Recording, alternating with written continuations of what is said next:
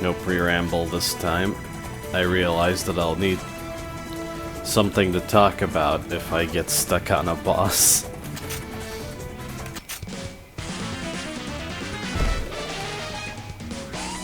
I don't know about the music of this particular area, but I do kind of like it. I checked and someone has made a playlist on YouTube of some of the tracks used in this game, but it's not complete. I immediately found some missing tracks, and it doesn't cover the back half or third of the game. My favorite track wasn't there, for example. I'm just wondering here if I want to go over or under. I can't quite remember. I guess I'll check up here first. Alright.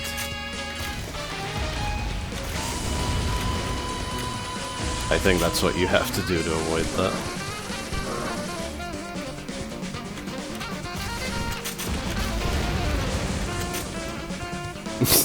I like this extra tall cone. If you jump too far at the top of the screen, I'm pretty sure you die, so whenever the level design lets you go that high, be careful. Actually, this would be a good example. If I understand correctly, this should be a fast path, but it's really tricky. In fact, I don't know that I've ever done it. Yeah, right there. That's why I slid off the edge the first time. Because you just die if you jump. A hop might work. Maybe that's the best idea. I do kind of want to try at least.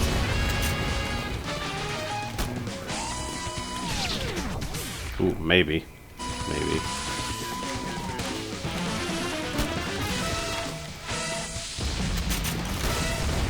I kind of want to rewatch a certain speedrun of this game I saw a while back. It was really well commentated and really impressive. It was on Fan Game Marathon, which is part of the fan game community. People speedrun fan games and stuff.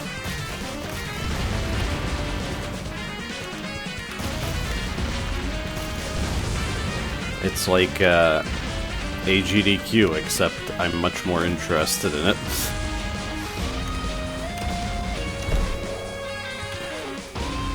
I like the placements of these tanks to take advantage of their attack. Oh yeah, the explosion can get me here.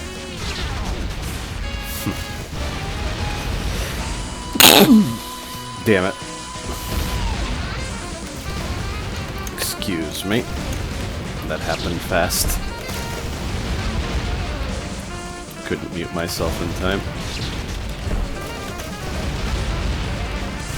There isn't really much of a point in destroying all of these tanks, but I feel like it. And there's something cool about the fact that it makes sense that the rocket launcher would be effective against tanks and other war machines, but the machine gun is better for infantry because it's kind of overkill.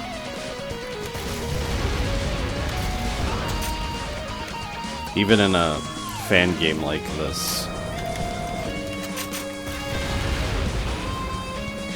I think that's valuable. Oh, those are semi-solids? I don't remember that. Oh yeah, I guess they are.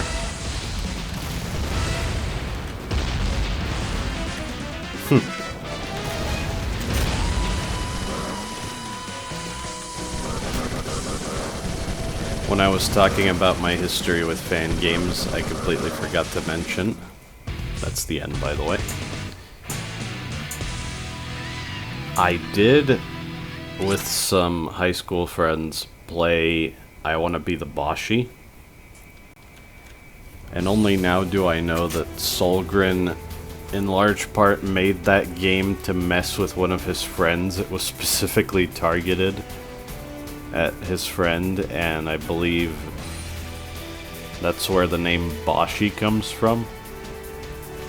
I don't particularly like I Wanna Be the Boshi, but there are parts of it that I really like, and I think it also started a tradition of, say, music from a certain franchise being used a lot in fan games. And Justice Guy's another example of that. Or it could just be that people are huge fans of that franchise, and that's why they keep using its music.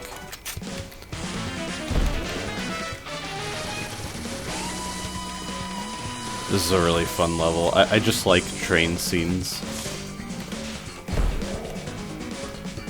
This code here, I wonder if it's supposed to mean something, if it's maybe an in-joke or... Whatever it is, I think it's going over my head.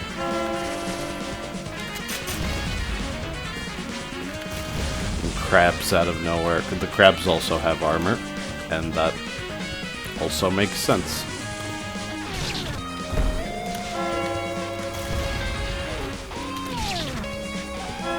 I do think you can shoot up to get the crabs, but it's probably ill-advised.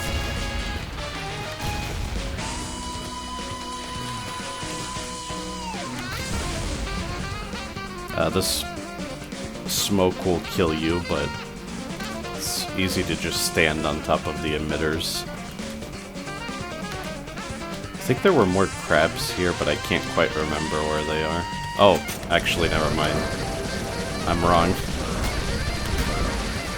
It's an army.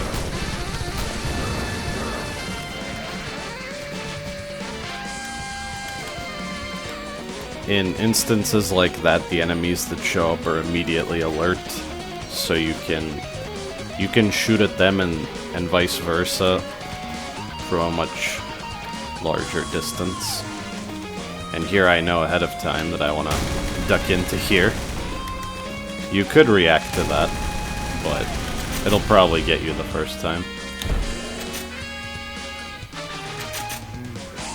I could easily switch to the machine gun if soldiers show up.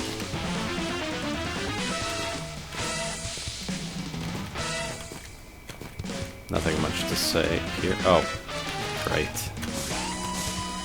Completely forgot about that bit. I also forgot about that. So this time I have the machine gun ready. If you die, the game remembers what weapon you last had equipped when you died. That's how that works. These are spawners. I think they have an infinite number of soldiers, but the soldiers have very low life, so just use the machine gun. You can also use the shotgun if you're much ballsier than me. I will say for the time being the game's kind of easy, but I know that won't be the case forever. I now realize why the levels are set up like this. It's because you're in the city throughout the entirety of this, and then 2-1 you start in the city and you get onto the train.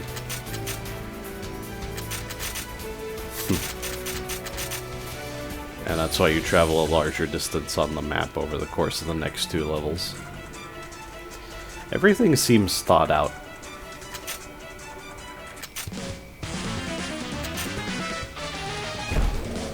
And now we've arrived at the mountain.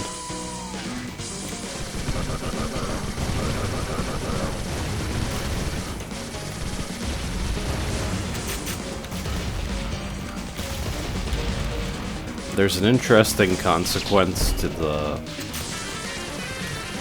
Again, like classic Doom, the global cooldown on weapons. Although I think in Doom, it's that you can buffer a weapon switch, and you have to go through the recovery of whatever weapon you just fired, and then the weapon switch after that's over.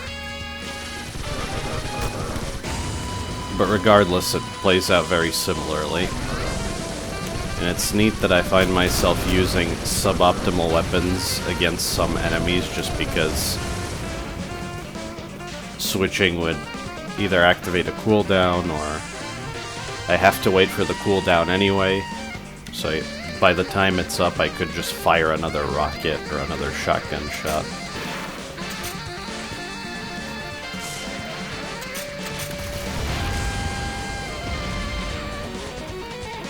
Those are very aggressively hoping. I didn't say it out loud, but you have to manipulate them to hit a solid surface, or else they're not gonna leave you alone. Well, that sucked. I can salvage this, it's fine.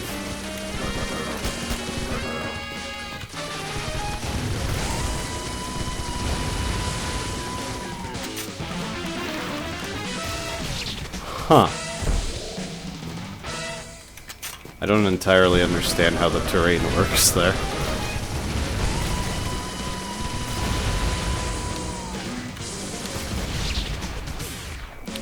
I guess it's fully solid for projectiles and semi-solid for movement. That's what it seems like. I like that the soldiers can fall like that.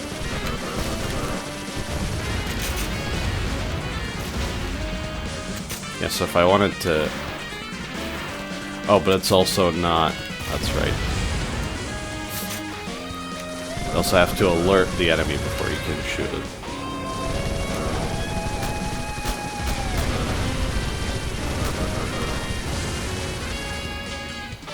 I have to say, the sound effect the soldiers make when they die sounds really familiar. It might be from some free sound library. I want to say that Spyro the Dragon uses the same sound effect, but I'm not absolutely certain. There we go. I died so close to this. It's always funny when a game uses a lot of checkpoints. Dying right before a checkpoint is... It can be excessively punishing, but hey, it is what it is. Okay, this is kind of nasty because there's gonna be a homing missile turret here.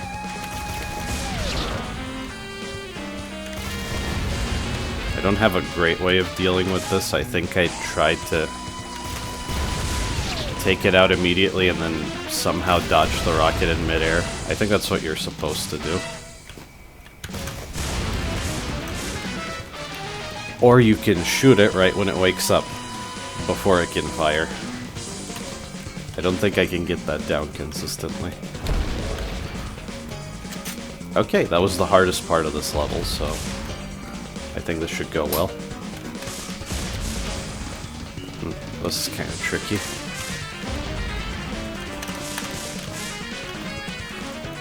Got it.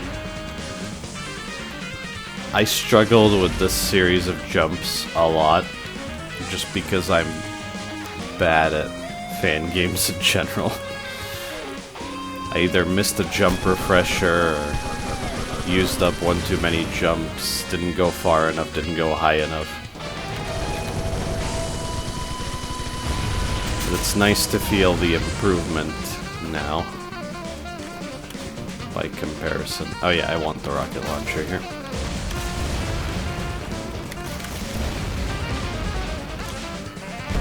Nice. How close would I need to get to... I think you're supposed to be able to go under here.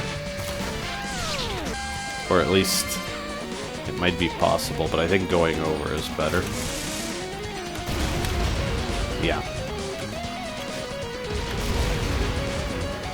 Oh, there's something I should show off with the tanks.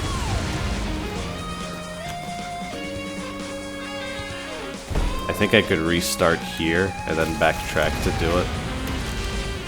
I briefly mentioned contact damage. There is no contact damage in Justice Sky for the most part, which is great. That actually puts it above a lot of games that annoy me by having contact damage on everything. And you can bounce off the tank. You can't stand on it. I think the collision just makes you go up. And it doesn't reset your jump. At least the tank enemies don't, but I'm getting ahead of myself. Okay, this bit. This is also closer to Needle, so there will be more deaths, because I'm bad.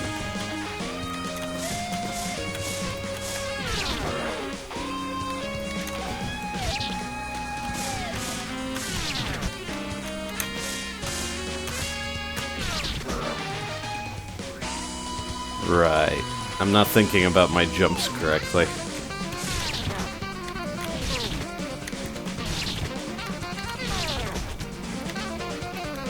I must say I like that the music doesn't restart when you die, although it does do that during a lot of boss fights.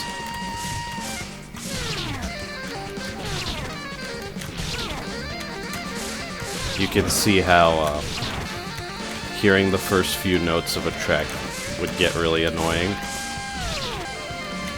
And unfortunately it kind of does during some boss fights. You're not supposed to kill those guys. There's a jump refresher so that you can just jump over there at volley and leave the level. Am I gonna get an S at some point? I think these levels were my best bet so far. Maybe I'm too busy trying to be informative and entertaining.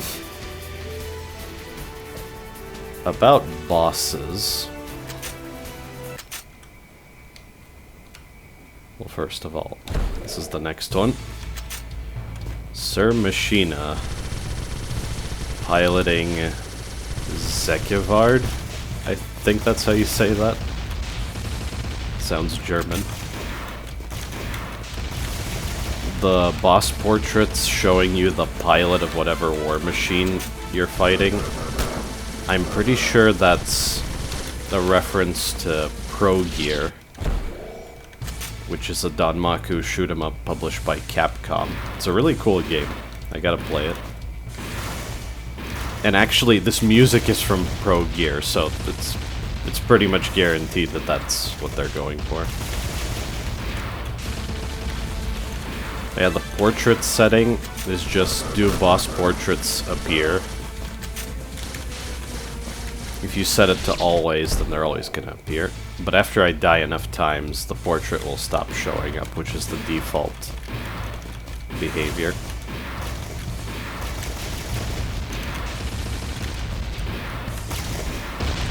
That attack is the reason why you don't stand in the middle, because you're pretty much dead if you do. I've sort of forgotten how to deal with that. Barrage attack. I like that the Zeppelin has a face on it. You might be able to dodge that in the middle, but it seems excessively difficult. If you stay off to the side, it's just much easier. But you still need to react quickly. With a slide. Like that, yeah. Although I think there are slopes on the edges so that you can jump off of them and use the shotgun on the boss anyway. Missed the gap there. This fight isn't crazy, but it's definitely gonna take me way more tries than Valorum. I'm listing the bosses based on the name of the machine rather than the pilot. Although I've seen speedrunners do the opposite. My logic is that's what it says on the life bar.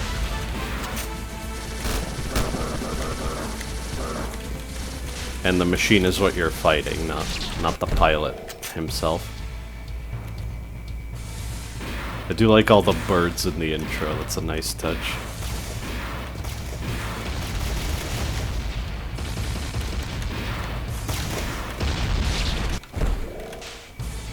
I was just in the wrong place, although I did want to try dodging it.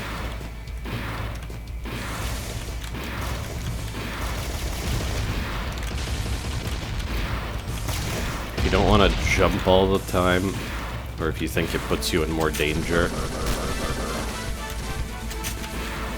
you can... Oh, haven't seen this move yet. You gotta double jump over the exhaust, and then it always follows up with this. Stay all the way to one side and double jump. That attack is a bit initially unfair, but once you know, it's nothing. Damn it.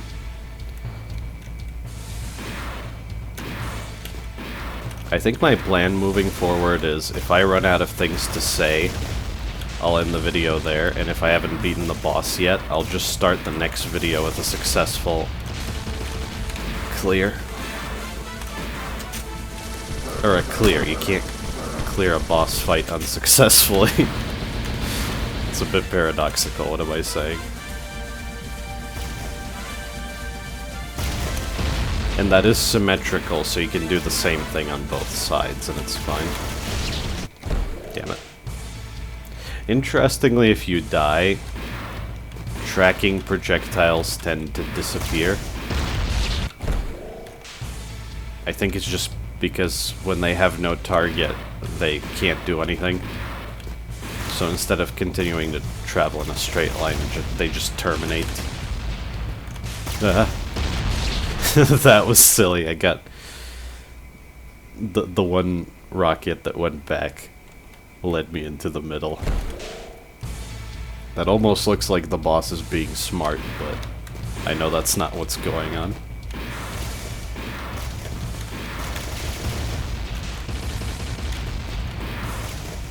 Jumping over these is rather dangerous, but you can get extra hits in that way, so it's worth it.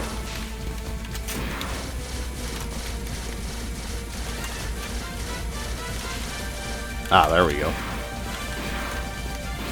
Just gotta eye out an opportunity to get through there.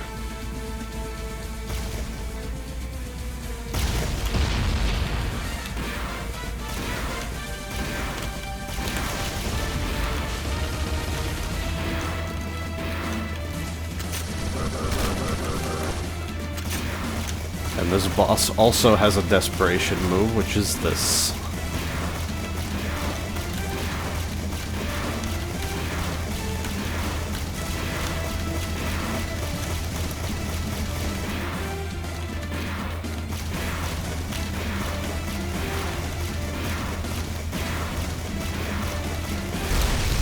Yeah!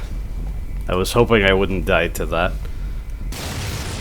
Funny thing, on my first playthrough of this game, that final attack was my first notable brick wall. I just couldn't keep up with that for whatever reason. But I think now I've played more shmups and I'm just better at dealing with that. Well, that's a short enough video based on the way I want to do things that I might record multiple videos today. But yeah, that was Mountain. It's not that bad. Thank you for watching.